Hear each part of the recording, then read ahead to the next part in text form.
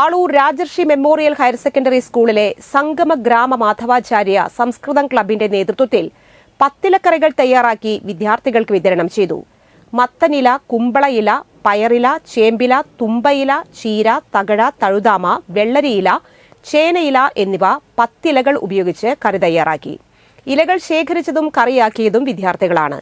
കർക്കടക മാസത്തിൽ രോഗപ്രതിരോധ ശേഷിക്ക് ഉത്തമമാണെന്നും ഉദരസംബന്ധമായും ഗുണം ഉള്ളതാണെന്ന് പൂർവിക അറിവ് പുതിയ തലമുറയിലെ വിദ്യാർത്ഥികളെ അറിയിക്കുന്നതിനാണ് ഈ പ്രവൃത്തി ലക്ഷ്യം വച്ചത്. പത്തിലകളുടെ പ്രദർശനവും സംരക്ഷണവും, ഔഷധ ഉണ്ട നിർമ്മാണം എന്നിവയും സംഘടിപ്പിച്ചു.